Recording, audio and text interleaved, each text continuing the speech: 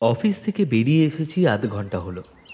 সামনের অভয়শীলের প্রসিদ্ধ মোগলাইখানার দোকানের বড় উনুনে চাটু চাপিয়ে মোটা লেচির পরোটা ভাজা হচ্ছিল। বড়দিন আর নববর্ষের পরপর ছুটির পর অফিস কাচারি সব খুলে গেছে। সেই সাথে শহরের রাস্তায় উৎসবমুখর বাঙালির ভিড়কে স্থানাচ্যুত করে তার জায়গা দখল করেছে কর্মব্যস্ত মানুষের ভিড়। সারাদিনের কাজের শেষে বাড়ি ফেরার পথে তারই কিয়দাংশ পা রেখেছে অভয়শীলের প্রসিদ্ধ মোগলাইখানার দোকানে। এখানে অনেক বছর কাজ করলেও এই দোকানে শেষ কবে খেয়েছি তা মনে পড়ে না। পরোটার গন্ধে আপনা হতেই আমার হাত চলে গেল পকেটে। না, পয়সা আছে, যখন 2 পয়সা কিনে তাহলে খাওয়াই যাক।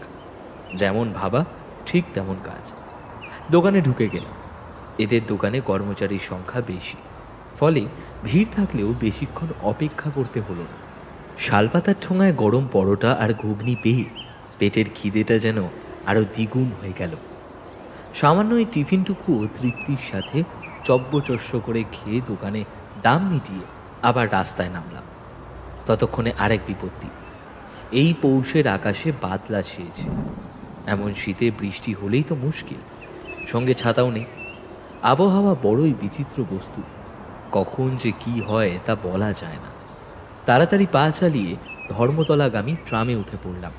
বৃষ্টি হোক, ঝড় হোক, জল হোক, দুনিয়ার রসাতলে যাক, অফিস শেষে একটাই গন্তব্য, তা হলো মঠলেন।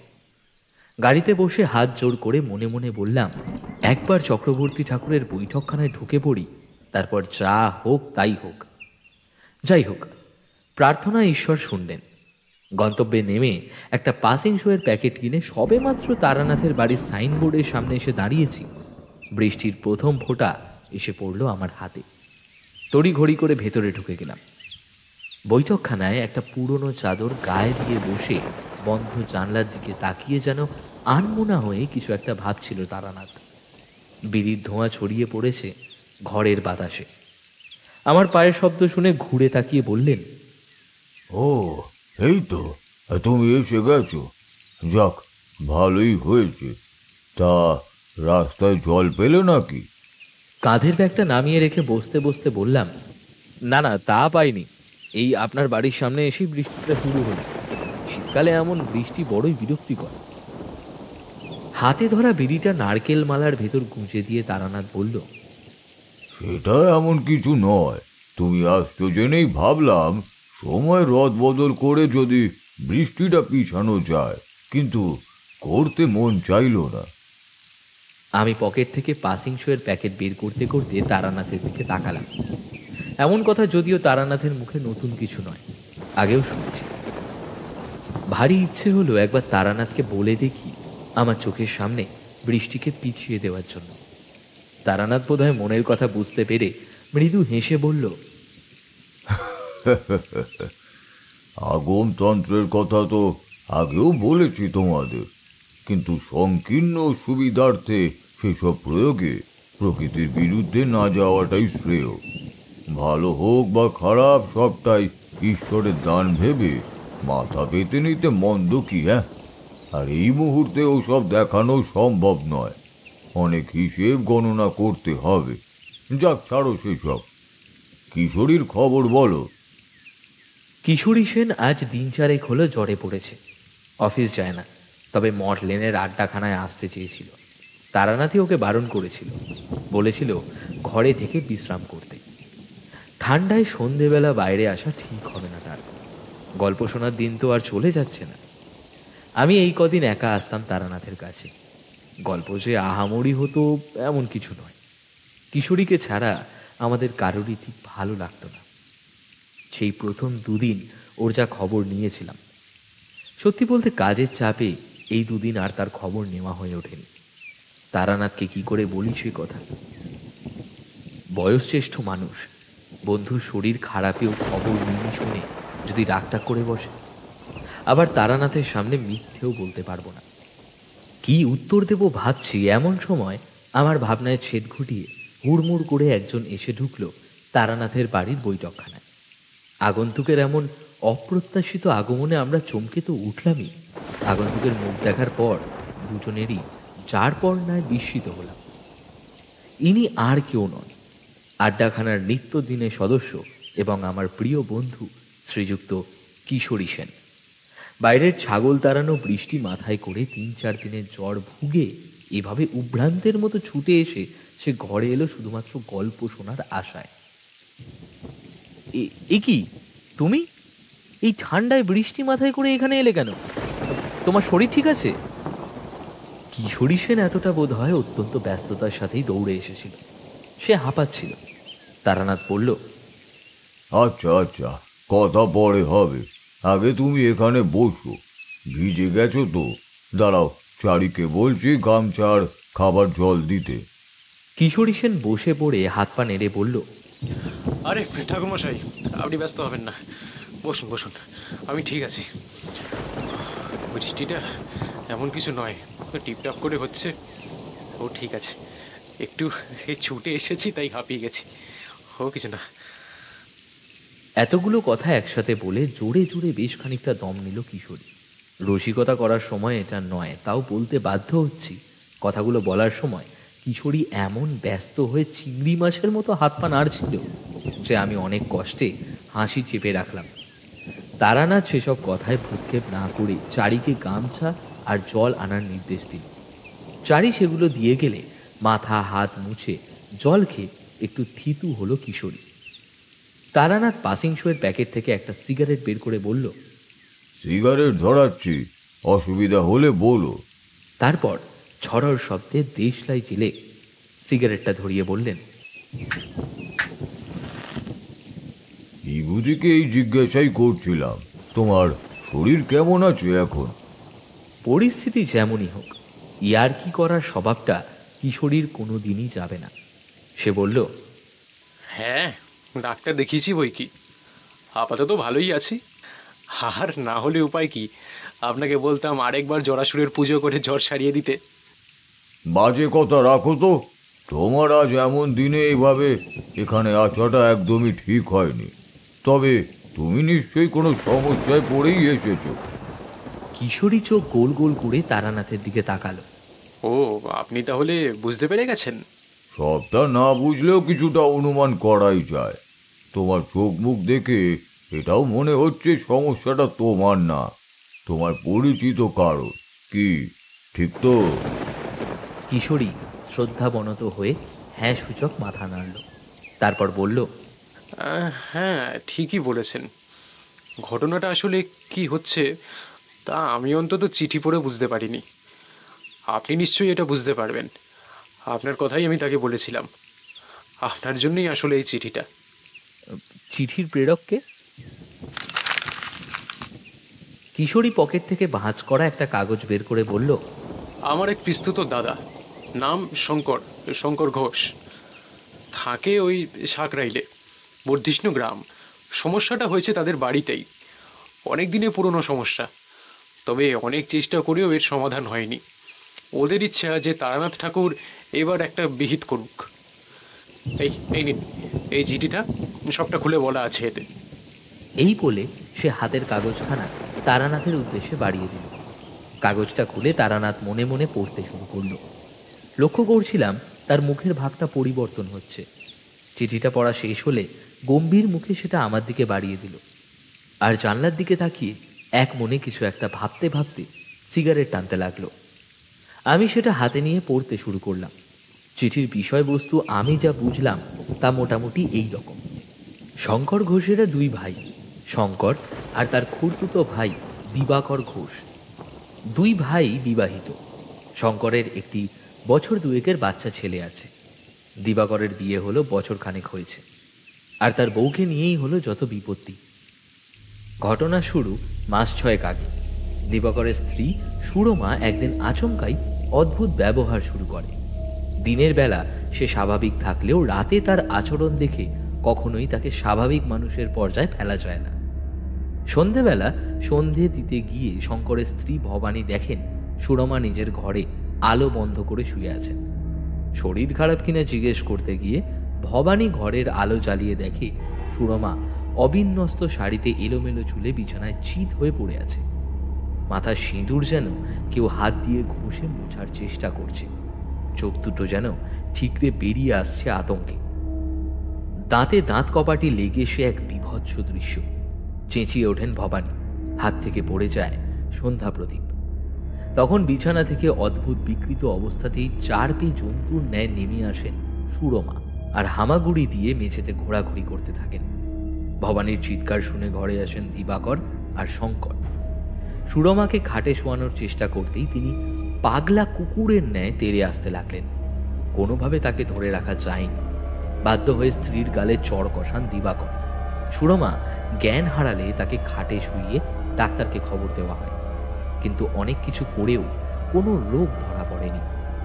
সবথেকে আশ্চর্যের বিষয়, পরদিন সকালে সুরমা আবার একদম স্বাভাবিক। রাতে যে এমন একটা ঘটনা ঘটেছে সে বিষয়ে তার কোনো হুঁশই নেই। জিজ্ঞেস করলে বলেন তিনি নাকি কাল ঘুমাচ্ছিলেন সেই সময়। 2-1 দিন নির্বিঘ্নে কাটলেও আবার একই ঘটনার পুনরাবৃত্তি দেখা গেল। প্রথম সপ্তাহে 2-3 দিন, তারপর তা ক্রমে নিত্যদিনের ব্যাপার হয়ে উঠল। সাথে যুক্ত হলো আরও বিচিত্র সব কাণ্ড কারখানা। ঘরের সিন্দুক আলমারি থেকে টাকা পয়সা সোনাদানা বের করে চতুর্দিকে ছড়ানো, কারণে অকারণে কিংবা বাধা দিতে গেলে বাড়ির লোককে মারতে যাওয়া, প্রায় ছাদে উঠে ঝাঁপ দেওয়ার চেষ্টা, আরও কত কি। সব থেকে ভয়ানক যা তা হলো এই সময় সুরমা মুখের অভিব্যক্তি যেন মানব বিরূপী এক রাক্ষসী, সামনে পেলে ছিঁড়ে খাবে। অন্তত সেরকমটাই লিখেছেন শঙ্করবাবু। এমন অবস্থায় পড়ে শরীর দিন দিন ভেঙে যেতে থাকে সুরমার। ডাক্তার, বৈদ্যি, এমনকি গায়ের বয়োজ্যেষ্ঠদের কথায় ঝাড়ফুঁক টুকটাক করেও কোনো লাভ হয়নি। কেউ কেউ মত দিয়েছেন নতুন বউ পাগল হয়ে গেছে, পাগলাগারতে ভর্তি করা উচিত। কিন্তু দিনের বেলা সুরমা এতটাই স্বাভাবিক থাকেন যে ইনি রাতের বেলা এমন করে বেড়ান তা বিশ্বাস করে কার সাধ্যি। নিরুপায় হয়ে ওনারা তারানাথে শরণাপন্ন হয়েছেন। পত্র দ্বারা সমস্যা জ্ঞাপনে ক্ষমা প্রার্থী, তবে ওনাদের একান্ত অনুরোধ তারানাথ জ্যোতির্জাহ্নব যেন নিজে হাতে এই সমস্যার হাল ধরেন। দিবাকরের বৈবাহিক জীবনে এই ভয়ানক বিপত্তি সত্যি মেনে নেওয়া যায় না। চিঠিটা ভাঁজ করে আবার কিশোরীকে ফিরিয়ে দিল। বড়ই অদ্ভুত সমস্যা।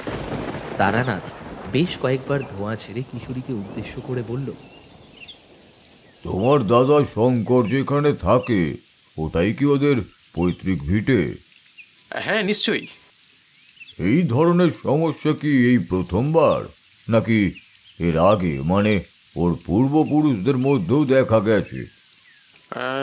তা তো কখনো শুনিনি, এই প্রথমবারই। কেন বলুন তো, মানে আপনি কি সন্দেহ করছেন? তারপর পর পর দুটো ধোঁয়ার রিং ছেড়ে একটু চুপ করে থেকে বললেন, হলফ করে তো কিছুই বলতে পারি না। ডাক্তার বুদ্ধি না দেখালেও নয় ভাবতাম কোনো জটিল অসুস্থতা, কিন্তু সবাই যখন হাত তুলে নিয়েছে তখন বলছি কি, একবার অন্তত চলুন। বেচারারা আপনার পথ চেয়ে বসে আছে। বুঝতেই পারছেন, নতুন দাম্পত্য জীবনে এরকম একটা বিপত্তি। বেশ বেশ, তুমি উতলা হয়েও না। দেখো, আমি তো ঈশ্বর নই। ঈশ্বর প্রদত্ত কিছু চমৎকারী ক্ষমতাও আমার নেই যে জাদু করে সব ভালো করে দেব। সমস্যার উৎস না বুঝলে তার পুরোপুরি সমাধান বড়ই কঠিন। তোমাকে মিথ্যে আশ্বাস দেব না, তবে তুমি বলছো যখন ওদের সমস্যার কথা, তখন না হয় আমি যাব। দেখা যাক, ঈশ্বর সর্বদাই সকলের মঙ্গল করেন। ডামরতন্ত্রে দীক্ষিত শ্মশানবাসিনী মাতু পাগলির শিষ্য তারানাথ জ্যোতির্জাহ্নব যতই এসব বলুক না কেন, ওনার সাথে এতদিন থেকে ওনার মুখে নানা রকম অভিজ্ঞতার গল্প শুনে অন্তত এইটুকু নিশ্চিন্ত ছিলাম যে এই মানুষটি সাথে থাকলে কিছু না হোক অন্তত আত্মবিশ্বাসের সাথে সমস্যার মোকাবিলা করা যায়। তারানাথ একবার আমার দিকে তাকিয়ে বলল, তুমি যাবে তো? হ্যাঁ ভাইয়া, চলো চলো। আরে শহরে ধুলো ধোঁয়াশা, রোজকার অফিস আর ভালো লাগে না। এই সুযোগে গ্রামের সবুজ শীতল পরিবেশে একটু প্রাণ ভরে শ্বাস নেওয়া যাবে। আরে চলো চলো, না করো না, চলো। আমি কি বলবো বুঝতে পারলাম না। তারানাথের সাথে থেকে এরকম একটা অভিজ্ঞতার সাক্ষী হওয়ার লোভও সামলাতে পারছিলাম না। আবার রোগীর বাড়িতে এরকম কেবল বন্ধুর সম্পর্ক নিয়ে গিয়ে ভিড় জমিয়ে তাদের ব্যস্ততা বাড়ানোর ভাবনা আমার সেই লোভকে প্রতি মুহূর্তে প্রশমিত করতে লাগলো। অবশেষে কিশোরীর পীড়াপিড়িতে আমার লোভেরই জন্ম। ঠিক হলো, আসছে শনিবার অফিসে তাড়াতাড়ি ছুটি নিয়ে রওনা হয়ে যাব। কিশোরী সেই মতো খবর পাঠিয়ে দেবে তার দাদার বাড়িতে। সেদিন আর গল্প বিশেষ কিছুই হলো না। টুকটাক এটা ওটা কথাবার্তার পর আমরা আড্ডা ভাঙলাম।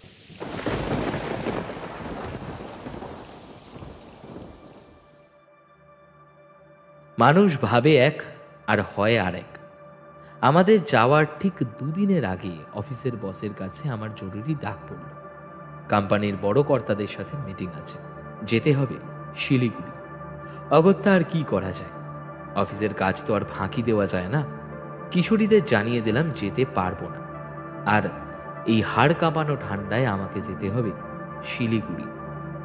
ভাবতেই শরীরের তাপমাত্রা যেন হু হু করে হিমাঙ্কের নিচে নেমে গেল। রায়গুণাকর যথার্থই বলেছেন, বাঘের বিক্রম সম মাঘের হিমানী। সপ্তাহখানেক মতো শিলিগুড়ি থেকে কাজ সেরে যখন কলকাতায় ফিরলাম, কলকাতার শীতকে আর শীত বলে মনে হলো না। কিশোরী আর তারানা তো ফিরে এসছে শুনলাম। সমস্যা আসলে কি আর তার সমাধান হলো কি না সেই সব জানতে এতটাই উদ্গ্রীব ছিলাম যে আর কাল বিলম্ব না করে পরদিনই তেলে ভাজা আর পাসিং শো নিয়ে উপস্থিত হলাম মটলেনের আড্ডাখানায়। সাঁকরাইলের ঘোষ পরিবারের বিভীষিকার ঘটনা এবার সবটাই তারানাথের মুখে শোনা। শনিবার একটু দুপুর দুপুর করেই আমি আর কিশোরী রওনা হলাম সাঁকরাইল।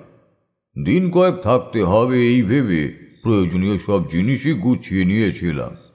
পৌঁছাতে সন্ধে পেরিয়ে রাত হয়ে গেল। গ্রামের ঠান্ডা আরো বেশি। কিশোরীর দাদা শঙ্করকে বলাই ছিল। শঙ্কর গরুর গাড়ি সঙ্গে নিয়েই এসেছিল। ব্যাগপত্র সব নিয়ে আমরা গরুর গাড়ির ছইয়ের ভেতর উঠে বসলাম। নির্জন গ্রাম্য রাতের মেঠো পথ দিয়ে হেলে দুলে চলতে লাগলো গাড়ি। বাইরে ঘুটঘুটে অন্ধকারে কিছুই দৃষ্টিগোচর হচ্ছিল না। গাড়ির ভেতরে হ্যারিকেন জ্বলছিল, তাতেই যতটুকু যা দেখা যায় আর কি। টুকটাক পরিচয়, এটা ওটা সেটার কথার পর আমি শঙ্করকে বললাম, দিবাকরের স্ত্রী মানে সুরমা এখন কি অবস্থায় আছে? ওই রোজ রাতে যেমন থাকে, সূর্য ডুবলেই সেই এক পাগলামি শুরু হয়। আজকেও হয়েছিল। দেবুর হাতে আঁচড়ে রক্ত বার করে দিয়েছে। বাড়ির ছোট বউ, দিবাকরের বিয়ে করা মেয়ে। কিছু করতে মন চায় না, কিন্তু কিছু তো করার নেই। জ্বর থাপ্পড় মেরে ডাক্তারের দেওয়া ওষুধ জোর করে খাইয়ে ঘুম পাড়ানো হয়েছে। মেয়েটাকে রোজ রোজ এভাবে গায়ে হাত তুলতে কারোর মন চায়?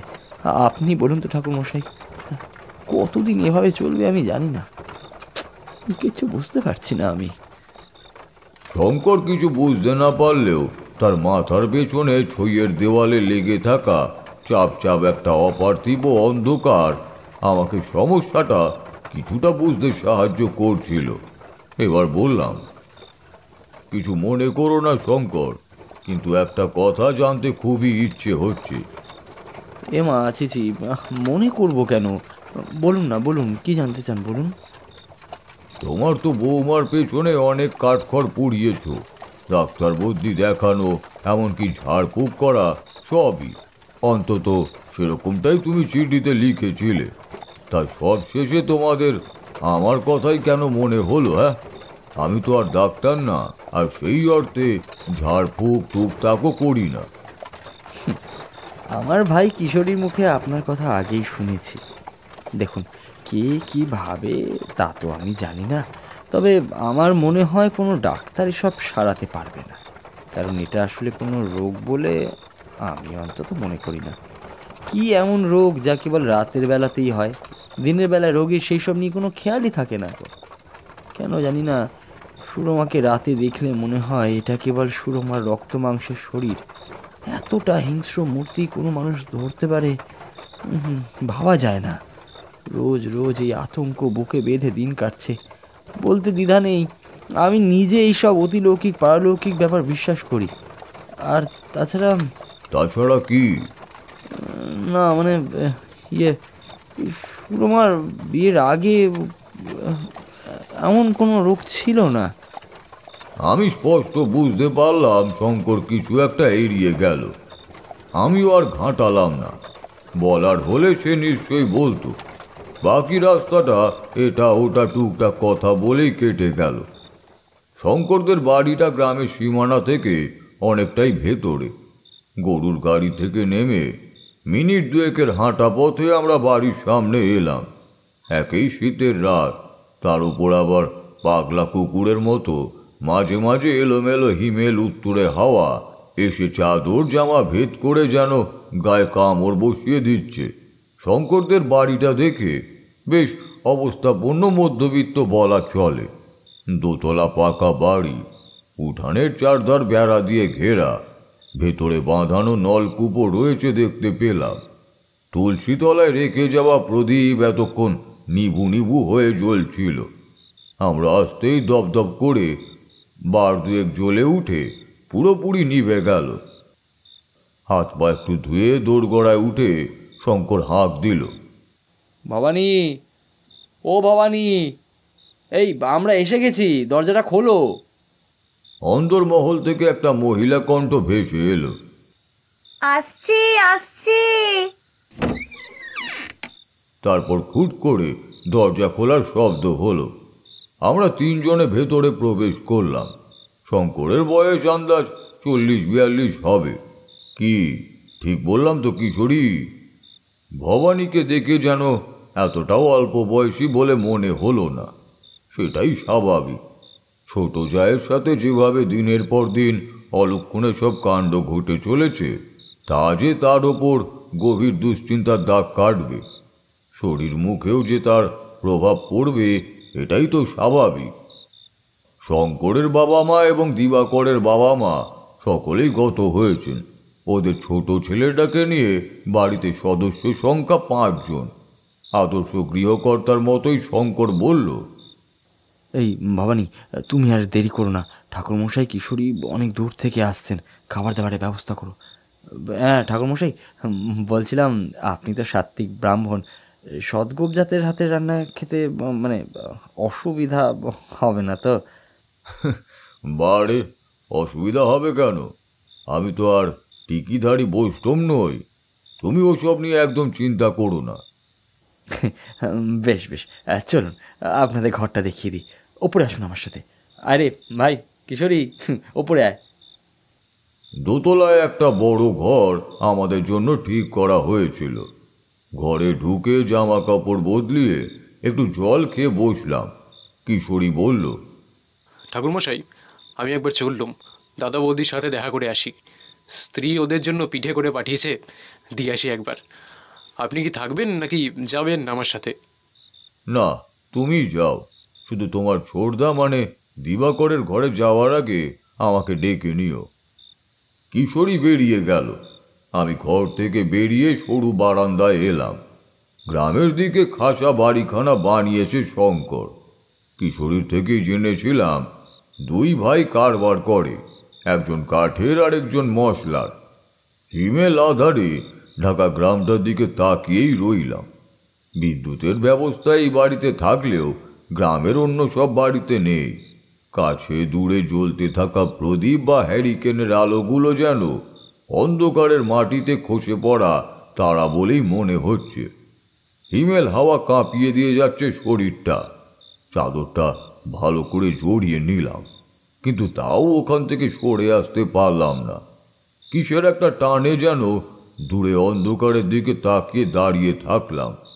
টিম টিম করে জ্বলতে থাকা প্রদীপ বা হ্যারিকেনের শিখাগুলো যেন আমাকে কিছু বলতে চায়। কালের নিয়মে ঢাকা পড়া কোনো ইতিহাস নাকি অজানা কোনো রহস্যের আতঙ্ক। দূরের কোনো বাঁশবন থেকে ভেসে আসা শীতার্ত শেয়ালের ডাক আমার সেই ভাবনায় ব্যাঘাত ঘটালো। আর সাথে সাথেই আমার চোখ গেল বারান্দার থেকে অনতি দূরে বেড়ে ওঠা আম গাছের মাথার দিকে। বাড়িতে ঢোকার সময় এটা আমার নজরে পড়েছিল। অন্ধকারে বিরাট বিভৎস মাথাধারী এক দৈত্যের মতো যেন দাঁড়িয়ে আছে। মোটা ডালটার পেছনে ঘন অন্ধকারে জলজলে একটা বস্তু দেখে চমকে উঠলাম। কি ওটা ওখানে? ভালো করে দেখার জন্য একটু ওধারে সরে গেছি, এমন সময় বিকট শব্দ করে সেটি উড়ে গেল।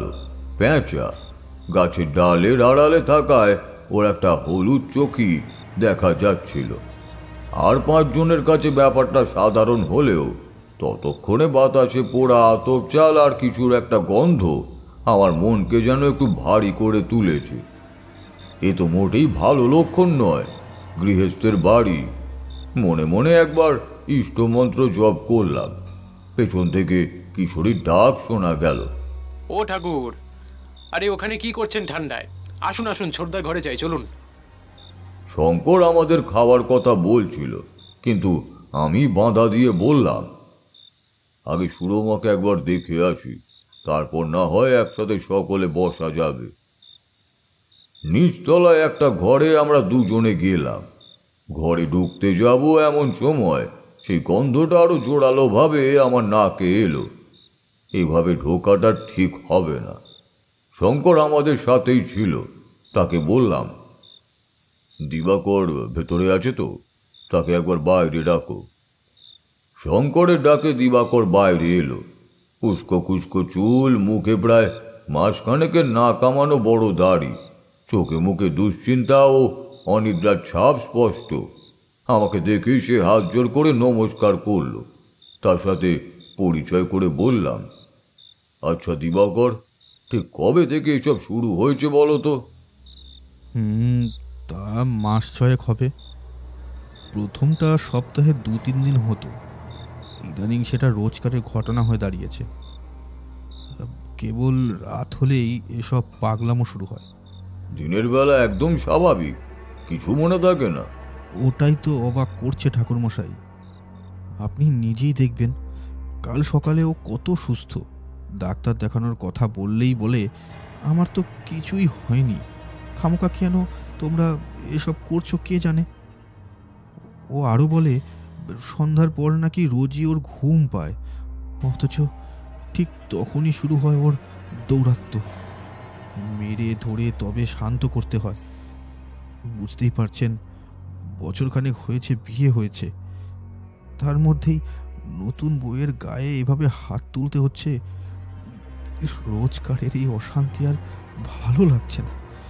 কিছু একটা করুন ঠাকুরমশাই, কিছু একটা করুন। চোখ থেকে জল গড়িয়ে পড়তে লাগলো দিবাকরে।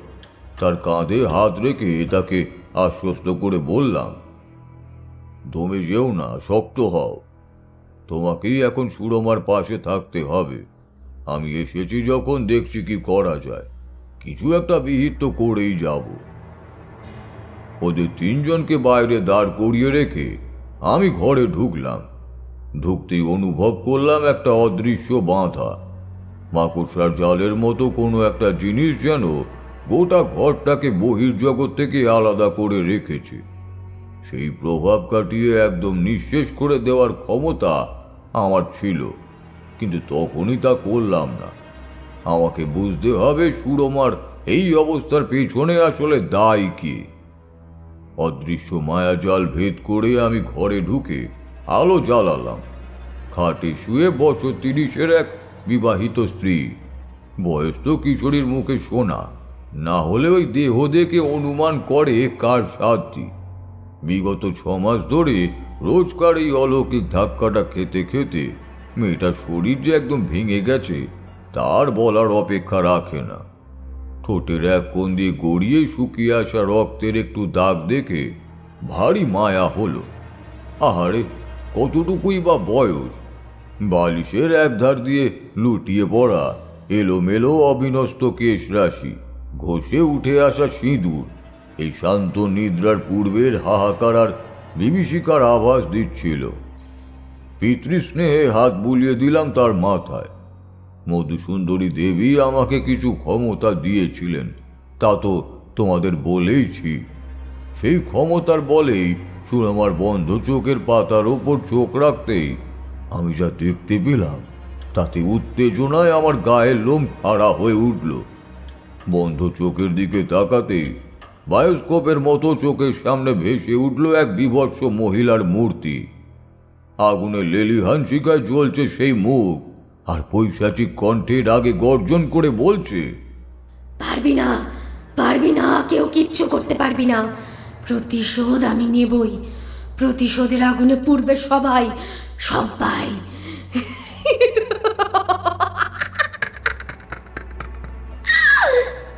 তারপরই কোথায় যেন অদৃশ্য হয়ে গেল সেই জ্বলন্ত মুখ।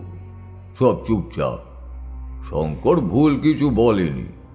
অলৌকিকতা যে গোটা ঘটনায় ছড়িয়ে আছে সে বিষয়ে আমি প্রথমেই সন্দেহ করেছিলাম, এবার আরো নিশ্চিত হলাম। ওই বিভৎস মুখটি কার, কিসের প্রতিশোধ চায় সে, কেন সবাইকে মারতে চায়, আমাকে তা জানতেই হবে, অবশ্যই জানতে হবে।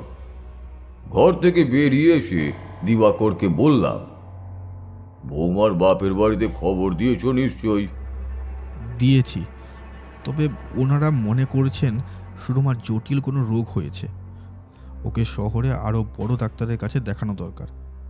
ওনাদের কথা মতো আমাকে তাই করতে হতো। হাজার হোক ওনাদের বাড়ির মেয়ে তো। কিন্তু দাদা বলল আপনি আসছেন, তাই আর কি আপনার ভরসায় রয়ে গেলাম। তারপর আমার দুহাত চেপে ধরে বলল, ঠাকুরমশাই আপনি কিছু একটা করুন, ওকে বাঁচান। সুরমাকে আমি হারাতে চাই না ঠাকুরমশাই, আমি হারাতে চাই না। চিন্তা করো না, সব ঠিক হয়ে যাবে। আচ্ছা, বৌমার পুষ্টি বিচার বা জন্মকুণ্ডলী সংক্রান্ত কোনো কাগজ বা কিছু তোমাদের কাছে আছে? দিবাকর ঘাড় নেড়ে বুঝিয়ে দিল আছে। বেশ, ওটা আমাকে পারলে আজ রাতে কিংবা কাল সকালে একবার দিও। ঠাকুরমশাই, সুরমার কি হয়েছে আপনি কি কিছু বুঝতে পারলেন? কিছুটা বুঝতে পেরেইছি, তবে সেটুকু বললে তোমরা আরো ধোঁয়াশার মধ্যে থেকে যাবে। তার চেয়ে বরং দুটো দিন একটু ধৈর্য ধরে যাও, আর একটু দেখে শুনে আমি সবটা বুঝে নি। এর একটা বিহিত আমি করবই, কোনো চিন্তা করো না। দিবাকর, তুমি বৌমাকে সব সময় চোখে চোখে রেখো। এতদিন যা যা করেছে, এখন যদি নতুন কিছু শুরু করে তাহলেও কিন্তু আমাকে বলো। বড় বউ ভবানী ততক্ষণে আমাদের জন্য খাবার বেড়ে দিয়েছে। আমরা সকলেই একসাথে খেতে বসলাম। কিশোরী পাশে আছে বলে বলছি না, অমন বিপদের দিনেও শঙ্কর আমাদের আতিথেয়তার কোনো ত্রুটি রাখেনি। কাঁসারের থালায় গরম ফুলকো লুচি, হাতের চেটু সমান লম্বা লম্বা বেগুন ভাজা, ফুলকপি, বাঁধাকপি, আরও 2-3 রকমের তরকারি এবং ভাজা ভুজি, শেষে খাঁটি গরুর দুধের ক্ষীর আর বড় বড় নলেন গুড়ের রসগোল্লা। ভোজন রসিক বাঙালির আর কি চাই? শঙ্করকে বললাম, আরে করেছো কি হে ভাই, এত কখনো খাওয়া যায়? বয়স হয়েছে তো নাকি? তুমি যে দেখি অম্বলে মারবে আমাকে। এ আর কি করতে পারলুম ঠাকুরমশাই, আপনি আমাদের বাড়িতে অতিথি। আর তাছাড়া ব্রাহ্মণ সেবা করলে গৃহের পূর্ণ হয় যে, ওটুকু থেকে আমাকে বঞ্চিত করবেন না। এই ভবানী, আরে দাঁড়িয়ে আছো, তুমি ঠাকুরমশাইকে আরও 2টো লুচি দাও। যুবা বয়সে আমি কেমন খাইয়াছিলাম তা তো তোমাদের বলেইছি। অম্বল টম্বল মুখে বললাম বটে, আমার এসব কিছুই হবে না তা আমি জানি। বাড়িতে সমস্যা বিপদ যাই থাক না কেন, ওসব চিন্তা ভাবনা করে খাওয়া দাওয়া কম তোমরা করলেও আমি কখনোই এ নিয়ে কোনো আপোষ করিনি। কম খেলে বা নষ্ট করলে গৃহকর্তার মনক্ষুণ্ণ হয়। বুঝলে কি না? ভবানী যা আমাকে দিয়েছিল সবটাই তৃপ্তির সাথে উদরস্থ করলাম। খাসা রান্না করে কিন্তু ভবানী, শুধু সেই দিন রাতে বলে নয়, বাকি যতদিন ছিলাম আদর যত্ন এমন সুন্দরী হয়েছিল তা বলতে দ্বিধা নেই। বেশ একটা গ্রাম্য ছোঁয়া, অথচ একটা রাজকীয় ভাব। খাওয়া দাওয়ার পর্ব মিটিয়ে আমি আর কিশোরী ঘরে এসে বসলাম। সেই পোড়া পোড়া গন্ধটা কিন্তু সারা বাড়িময় ছড়িয়েই রইল। সমস্যার খুব কাছেই, তবে সেটা কি তা ঠাহর করতে পারলাম না। একটু পর দিবাকর এসে আমাকে সুরমার পুষ্টির যা কাগজপত্র ছিল সব দিয়ে গেল। শঙ্কর খোঁজ নিয়ে গেল কিছু লাগবে কি না। ওরা চলে গেলে আমি কাগজ নিয়ে বসলাম। কিশোরীকে বললাম, কি হে, এনেছো? আমি তো ব্যাগে ঢোকাতেই ভুলে গেছি, ঘরেই ফেলে এসেছি। আমি থাকতে আপনি অমৃতপান থেকে বঞ্চিত হবেন না, এই নিন। বলে ব্যাগ থেকে পাসিং শোয়ে নতুন প্যাকেটখানা বের করে দিল।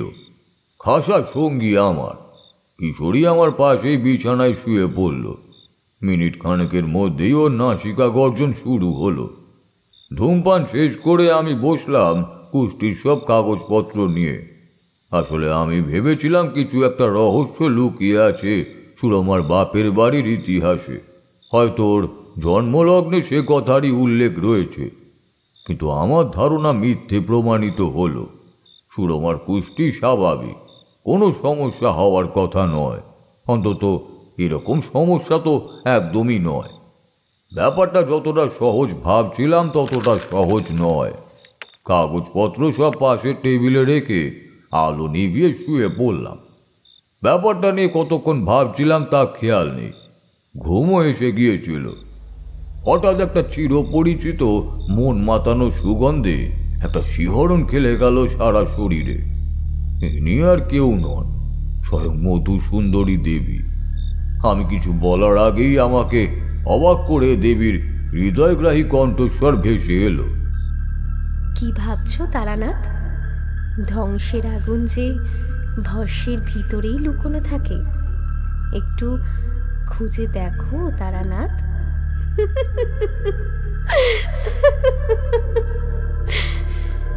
সাথে সাথে দূর থেকে ভেসে আসা দেবীর সেই ভুবনমোহিনী হাসি। ঘুম ভেঙে উঠে বসলাম বিছানায়। সত্যি বলতে এই পরিস্থিতিতে দেবীর কথা আমার মাথাতেই আসেনি, কিন্তু তাও দেবী এলেন আমার স্বপ্নে। তিনি কি আমাকে পথ দেখাতে এলেন? তার ওই গূঢ় কথনের অর্থই বা কি? মনে মনে দেবীকে প্রণাম জানালাম। পরদিন সকালে প্রাতরাশ সেরে গেলাম দিবাকরের ঘরে।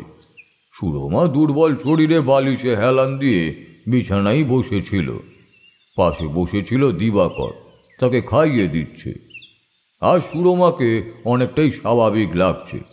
সত্যি এখন দেখে বোঝা কঠিন যে এই মেয়ে সূর্যাস্তের পর কি বীভৎস রূপ ধারণ করে। সুরমা আমাকে দেখে একটু অবাকই হলো, বোধহয় চেনে না বলেই। দিবাকরই আমার সাথে পরিচয় করিয়ে দিল, তবে কিছুটা মিথ্যে বলে।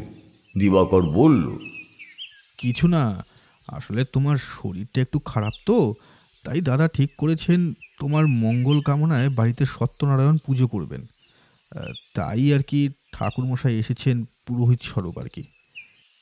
সুরমা মাথায় ঘোমটা টেনে আমাকে প্রণাম করতে উদ্যত হলে আমি বললাম, আহা থাক মা থাক, আর প্রণাম করতে হবে না।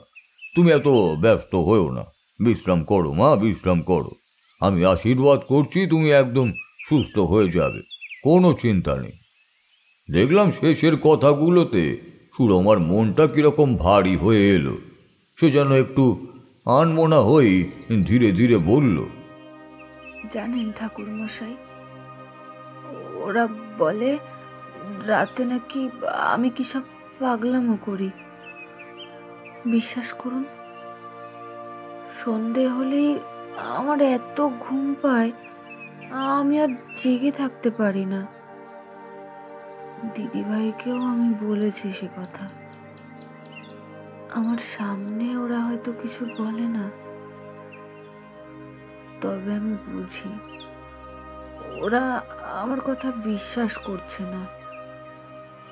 আপনি ওনাদেরকে বোঝান না ঠাকুরমশাই, একটু বোঝান না। হ্যাঁ মা, আমি সব বোঝাবো। তুমি এখন ভালো করে খাওয়া দাওয়া আর বিশ্রাম করো। ঈশ্বরের কাছে আমি ভালো করে প্রার্থনা করব, তুমি আবার আগের মতোই সুস্থ হয়ে উঠবে। একদম ভেবো না মা, খেয়ে নাও খেয়ে নাও। সেদিন দিনের বেলাটা মোটামুটি নির্বিঘ্নেই কাটল।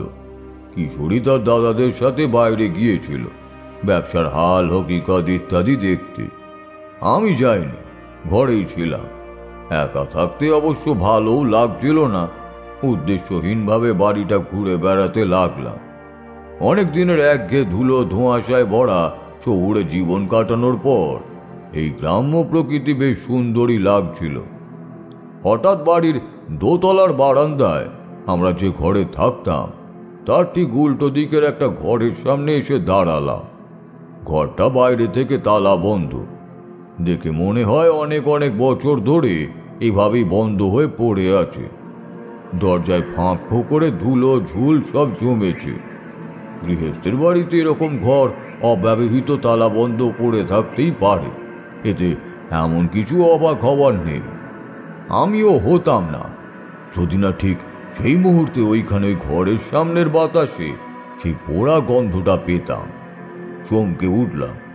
ঘরের দরজা জানলা সব বন্ধ, কিন্তু তাও বারবার মনে হতে লাগলো এই ঘর থেকেই যেন সেই গন্ধটা আসছে। এই ঘরে কি কিছু আছে? সাথে সাথে দেবীর আগের রাত্রে বলা কথাটি মনে পড়ে গেল। ধ্বংসের আগুন ভস্যের ভিতরেই লুকোনো থাকে। কি বলতে চাইছেন দেবী আমাকে? কেন জানি না মনে হলো এই বন্ধ ঘরের সাথে তার একটা গভীর সম্পর্ক রয়েছে। এমন সময় একটা কর্কশ শব্দে পেছন দিকে ঘুরে তাকালাম। একটা কুচকুচে কালো কাক আমার ঠিক পিছনে বারান্দায় রেলিংয়ে এসে বসেছে। কাকটির দৃষ্টি আমার দিকে নিবদ্ধ। কিছুক্ষণ এভাবে তাকিয়ে থেকে সেটি উড়ে গেল। চারপাশের পরিবেশ কিরকম যেন একটা অস্বস্তিকর বোধ হচ্ছিল। সেখান থেকে চলে এলাম। এই বন্ধ ঘরের রহস্য কি তা আমাকে জানতেই হবে। তখনের মতন ব্যাপারটা চেপে গেলাম। বিকেলে সূর্যাস্ত সবে মাত্র হয়েছে। শঙ্করের ছোট ছেলেটার সাথেই বসেছিলাম। ভারী মজার ছেলেটি। ঠিকঠাক সব কথাও বলতে শেখেনি, তবে ওর মুখের নিষ্পাপ মিষ্টি হাসি বারে বারে আমার চারিমার ছোটবেলার কথা মনে করিয়ে দিচ্ছিল। কিশোরী তখনও শুয়ে ঘুমাচ্ছিল। দিবাকর বোধহয় বাথরুমে ছিল, আর ভবানী বাইরে সন্ধ্যা দিচ্ছিল। শঙ্কর কি একটা জরুরি কাজে দুপুরেই বাইরে গিয়েছিল। তাড়াতাড়ি ফিরে আসবার কথা, তবে তখনও ফিরে আসেনি। বাচ্চাটার সঙ্গে খেলায় মশগুল ছিলাম। হঠাৎ একটা মহিলা কণ্ঠের বিকট চিৎকারে চমকে উঠলাম। এটা ভবানীর গলা না? কি হলো কি? বাচ্চা ছেলেটাকে কোলে নিয়ে বেরিয়ে এলাম বাড়ির বৈঠকখানায়। কিশোরীও ততক্ষণে ঘুম ভেঙে নিচে নেমে এসেছে। যা দেখলাম তাতে যেন এখনো আমার ঠিক বিশ্বাস হয় না। দিবাকরের ঘরের দরজা খোলা, না ভুল বললাম, খোলা হয়েছে। সেটা খুলেছে হামাগুড়ি দিয়ে বাচ্চাদের মতো হেঁটে বেরিয়ে আসা সুরমা। সে এখন আর মানুষ নেই, যেন রক্ত মাংস চামড়া দিয়ে ঢাকা এক মানুষরূপী হিংস্র সাপদ। তার চোখ হয়ে উঠেছে রক্তবর্ণ, মাথার চুল গায়ের কাপড় সব অবিনষ্ট। দাঁতের পাটির উপর দিয়ে একধারে বেরিয়ে এসেছে জিভ। প্রতিটা নিঃশ্বাসে যেন বেরিয়ে আসছে প্রতিশোধের আগুনে মাখা পৈশাচিক গর্জন। আমি স্পষ্ট বুঝতে পারছিলাম সুরমা ভুল কিছু বলেনি সকালে। চোখের সামনে আমরা যাকে দেখছি সে সুরমা হতেই পারে না। সুরমা আসলেই ঘুমাচ্ছে, কেবল তার শরীরে দখল নিয়েছে কোনো এক অজানা অতৃপ্ত অপার্থিব প্রেতাত্মা। এক হাতে পুজোর থালা নিয়ে ঠক ঠক করে কাঁপছে ভবানী। আতঙ্কে একটা গোঙানি বেরিয়ে এলো তার মুখ থেকে। ততক্ষণে দিবাকরও বেরিয়ে এসেছে। এই দৃশ্য তো তাদের কাছে প্রত্যাশিত। কিশোরীকে ডেকে নিয়ে সাহস করে এগিয়ে গেল সে। কিশোরীকে দেখে ততক্ষণে পাগলা কুকুরের মতো তেড়ে এসেছে সুরমা, আর সেই সুযোগে পেছন থেকে জাপটে ধরে তার চোখ গামছায় বেঁধে ফেলল দিবাকর। তারপর একে একে হাত পা সব বেঁধে সুরমাকে খাটে শোয়ানো হলো। বাঁধা পড়ে কাটা পাঁঠার মতো ছটপট করতে লাগলো সে। কাল বিলম্ব না করে ওষুধের শিশি থেকে একটা ওষুধ বের করে সেটা কোনো রকমে চেপে চুপে ঢুকিয়ে দেওয়া হলো তার মুখে। মিনিট তিনেকের মধ্যে স্থির হয়ে এলো সুরমার ছটপট করতে থাকা শরীরটা। ঘুমে ঢলে পড়ল সে। তার হাত পা চোখের বাঁধন খুলে দেওয়া হলো। জীবন্ত সন্ধ্যা প্রদীপের আঁচটা সুরমার মাথায় ছুঁয়ে দিল ভবানী। তারপর কাপড়ের খুঁট দিয়ে চোখের জল মুছতে মুছতে ঘর থেকে বেরিয়ে গেল। কিশোরী আর দিবাকর তাকিয়ে রইল সুরমার দিকে। এত কিছু ভয়ানক ব্যাপার দেখে বাচ্চাটা ভয় পেয়েছিল বোধ হয়। ওকে দিয়ে এলাম ওর মায়ের কাছে। ঘন্টা খানেকের পর বাড়ি ফিরে এলো শঙ্কর। সন্ধ্যার সব কথাই শুনল সে। একসাথে এতগুলো চিন্তিত মুখ এবার আমার দিকেই তাকিয়ে। আমি যে ওদের শেষ ভরসা সে কথা বুঝতে পারছিলাম। রাতে খাওয়া দাওয়ার পর শঙ্করকে একান্তে ডেকে বললাম, তোমাকে একটা কথা না জিজ্ঞেস করে পারছি না। আশা করি তোমার থেকে পুরোপুরি উত্তরই পাবো, কিছু লুকাবে না। এটা জানাটা আমার জন্য খুবই জরুরি। আমার কথায় শঙ্কর বোধহয় একটু অবাকই হলো। সে বলল, হ্যাঁ মানে বলুন না, কি জানতে চান? দোতলার বারান্দায় আমরা যে দিকটা এখন আছি তার ঠিক উল্টো দিকের একদম ধারের একটা ঘর দেখলাম তালা বন্ধ। মনে হলো অনেক কাল আগে থেকেই ওভাবেই পড়ে আছে। সেটা কেন বলো তো? কি আছে ওই ঘরে? শঙ্কর কথাটা শুনে একবার যেন চমকে উঠল মনে হলো। ভেতরে ভেতরে খানিকক্ষণ ইতস্তত করে বলল, ওটাই কি সব কিছু পেছনে দায়ী বলে আপনি মনে করছেন? কার পেছনে কে দায় সে পরের কথা, কিন্তু শঙ্কর, আমার এটা জানাটা খুবই জরুরি। যদি নিতান্তই গোপনীয় কিছু হয়ও, কোনো সমস্যা না থাকলে নিঃসংকোচে আমাকে বিশ্বাস করে তুমি সবটা বলতেই পারো। শঙ্কর, আমার জানাটা খুব দরকার। সুরমার কষ্ট আমিও দেখতে পাচ্ছি না। ও তো আমার মেয়েরই মতো। বেশ, তবে শুনুন, এই ঘটনার প্রত্যক্ষদর্শী আমি নই, বাবা কাকার মুখ থেকেই শোনা। ঘটনাটা বলার আগে বলি, আমাদের যে ব্যবসা আজ দেখছেন সবটাই উত্তরাধিকার সূত্রে পাওয়া। আমার দাদু শ্রী হরিহর ঘোষ একই সাথে মশলা ও কাঠের ব্যবসা শুরু করেন। তারপর আমার বাবা এবং কাকা মানে দেবুর বাবাকে দুটো ব্যবসা আলাদা করে সঁপে দেন। ঈশ্বরের কৃপায় এই দুটো ব্যবসারই উত্তরোত্তর শ্রীবৃদ্ধি ঘটেছে। এই ঘটনার সূত্রপাত আমার দাদুর সময় থেকেই। দাদুরা ছিলেন দুই ভাই, হরিহর ও মনোহর। সে সময় ভাব ভালোবাসা করে বিয়ে চলটা খুব একটা বেশি ছিল না, অন্তত আমাদের এখানে তো খুব একটা ভালো চোখে দেখা হতো না। আর সেটাই করেছিলেন মনোহর। ভালোবেসেছিলেন পাশের গ্রামের এক হতদরিদ্র জেলের মেয়েকে। নাম যতদূর মনে পড়ছে যামিনী।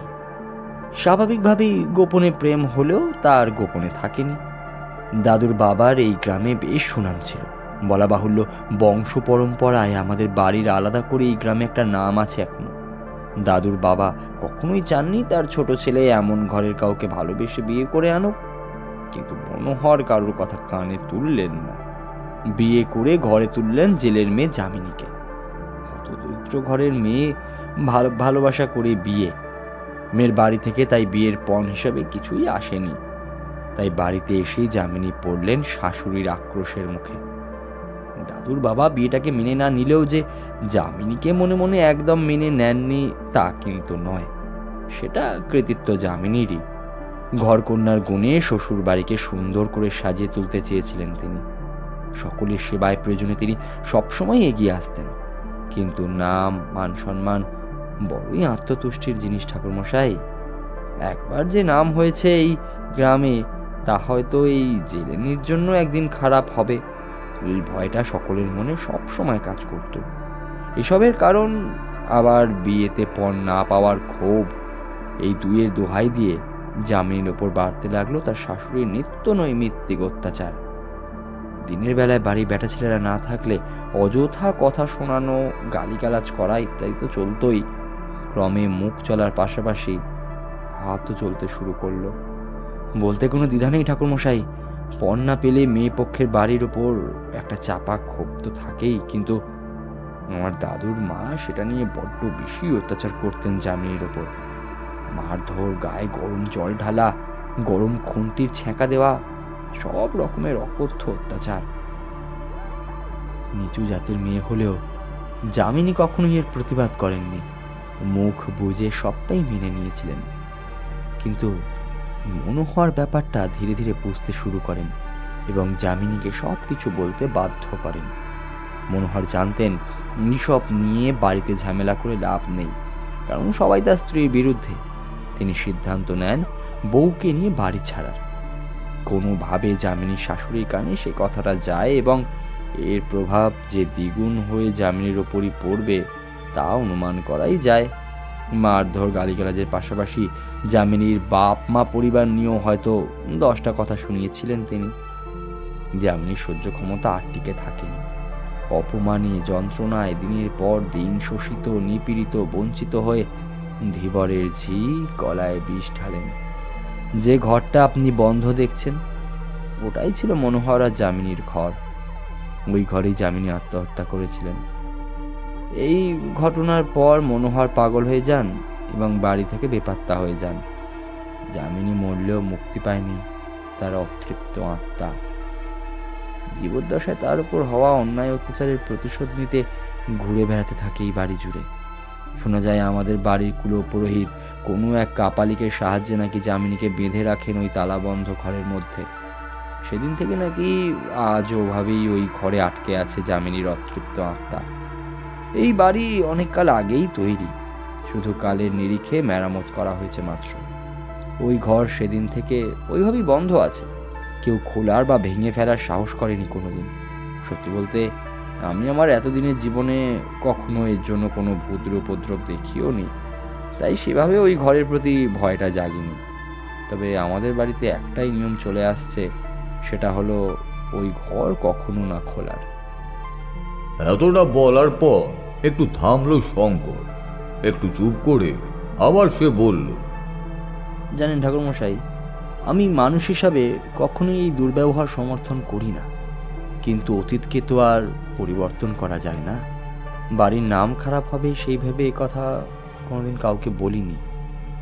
কিন্তু ঠাকুরমশাই, এইসবের সাথে সুরমার অসুখের কি সম্পর্ক? আছে শঙ্কর, সম্পর্ক আছে। তুমি ভেবো না।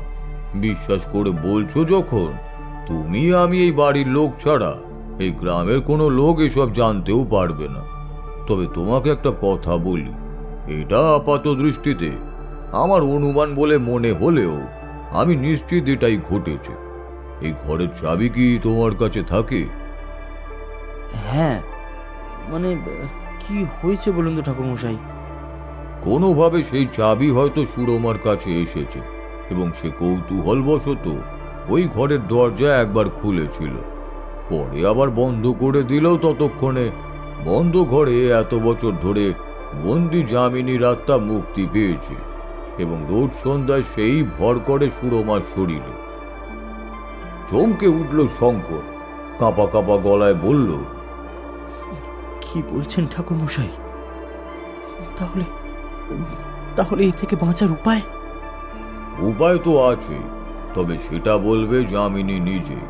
তার দাবি আমাদের মানতেই হবে। আমার বিশ্বাস তোমার সেই কাপালিক যামিনীর দাবি দেওয়া না মেনে তাকে বন্দি করে রেখেছিল, তাই ওর মুক্তি হয়নি। মানুষ যামিনী যে কষ্ট সহ্য করেছে তার অতৃপ্ত আত্মার দাবি মেনে একটু শান্তি তাকে আমরা দিতেই পারি। তাহলে এখন কি করণীয় ঠাকুরমশাই? অপেক্ষা। আজকের রাতটা আমাদের অপেক্ষা করতে হবে। কাল সন্ধ্যায় সুরমার দেহ ধরে আবার যখন যামিনীর আগমন হবে তখন তার কাছ থেকেই এর উত্তর আসবে। যথারীতি সেদিন রাত এবং পরের দিনটা কাটল। সন্ধ্যা হয়ে এসেছে। অপেক্ষার এই প্রহর যেন কাটতেই চায় না। বাড়িতে আমরা 4 পুরুষ 1 মহিলা নিয়ে তটস্থ হয়ে আছি এক অতৃপ্ত প্রেতের মুখোমুখি হওয়ার জন্য। ভবানী গিয়েছে রান্নাঘরে ছেলের খাবার আনতে। দিবাকর হাঁপাতে হাঁপাতে ছুটে এসে বলল,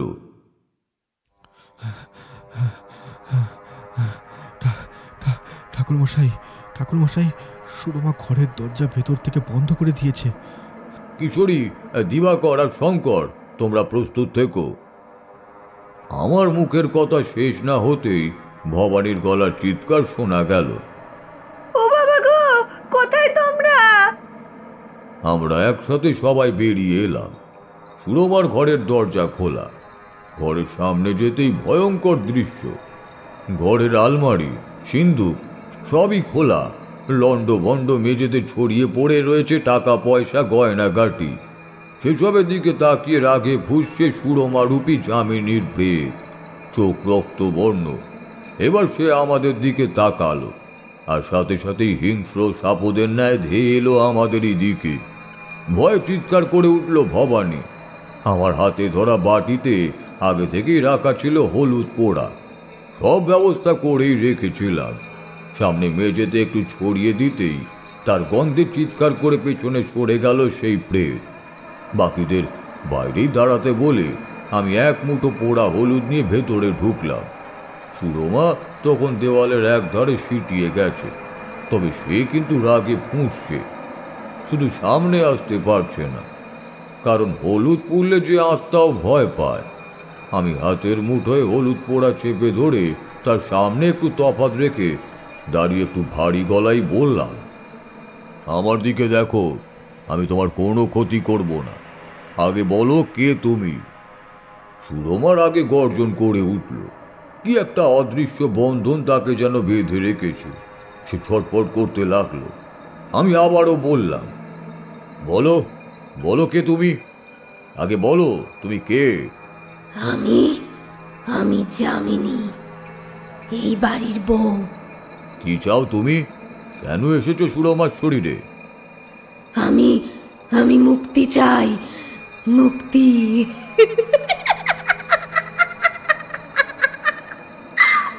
সেটা কিভাবে সম্ভব? বলো আমাকে, বলো। আমার স্বামীর আমাকে দেওয়া সীতাহার, ওটা ওটা বের করে আনো, বের করে আনো। বুঝতে পারছিলাম হলুদ পোড়ার গন্ধ যামিনীর সহ্য হচ্ছিল না, কিন্তু এটুকু কষ্ট তাকে আমাকে দিতেই হতো। আমি বললাম, কোথায় আছে সেই হার? বলো আমাকে, আমি নিয়ে আসবো। আমি তোমাকে কথা দিচ্ছি, আমি সেটা নিয়েই আসবো। ওই ওই আম গাছের নিচে, মাটির নিচে। আমার স্বামী আমাকে ভালোবেসে দিতে চেয়েছিল, সেই ভালোবাসা আমি পাইনি। এ হার এই বংশের হার। ওভাবে পড়ে থাকবে কেন? ওভাবে ওভাবে বলতে বলতে অজ্ঞান হয়ে মাটিতে লুটিয়ে পড়ল সুরমা। বুঝলাম যামিনীর যা বলার বলা হয়ে গেছে।